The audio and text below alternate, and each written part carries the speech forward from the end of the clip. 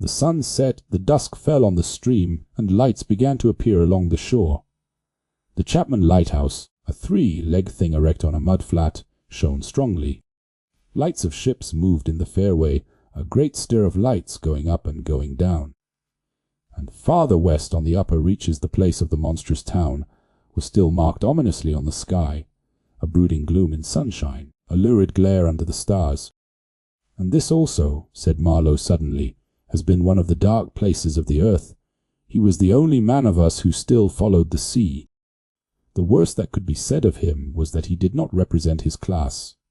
He was a seaman, but he was a wanderer too, while most seamen lead, if one may so express it, a sedentary life. Their minds are of the stay, at-home order, and their home is always with them, the ship, and so is their country, the sea. One ship is very much like another, and the sea is always the same. In the immutability of their surroundings, the foreign shores, the foreign faces, the changing immensity of life, glide past, veiled not by a sense of mystery, but by a slightly disdainful ignorance. For there is nothing mysterious to a seaman, unless it be the sea itself, which is the mistress of his existence, and as inscrutable as destiny. For the rest, after his hours of work, a casual stroll or a casual spree on shore suffices to unfold for him the secret of a whole continent, and generally he finds the secret not worth knowing. The yarns of seamen have a direct simplicity, the whole meaning of which lies within the shell of a cracked nut.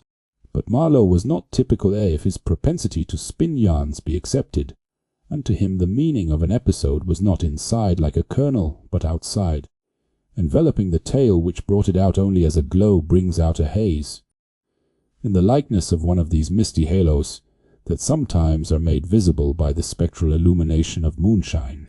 His remark did not seem at all surprising. It was just like Marlow. It was accepted in silence. No one took the trouble to grunt even, and presently he said very slow, "I was thinking of very old times, when the Romans first came here, 1900 years ago, the other day.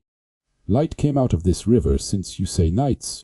Yes, but it is like a running blaze on a plain, like a flash of lightning in the clouds. We live in the flicker. May it last as long as the old earth keeps rolling, but darkness was here yesterday.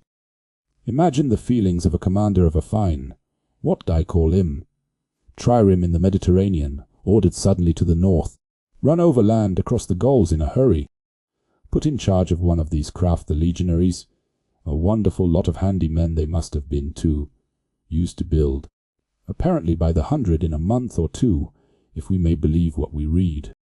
Imagine him here, the very end of the world, a sea the colour of lead, a sky the colour of smoke, a kind of ship about as rigid as a concertina, and going up this river with stores or orders, or what you like.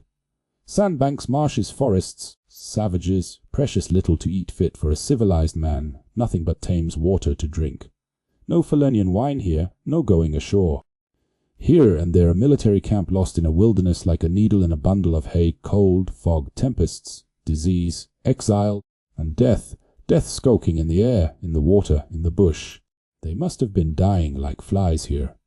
Oh yes, he did it. Did it very well too, no doubt, and without thinking much about it either, except afterwards to brag of what he had gone through in his time. Perhaps he was cheered by keeping his eye on a chance of promotion to the fleet at Ravenna and by, if he had good friends in Rome, and survived the awful climate.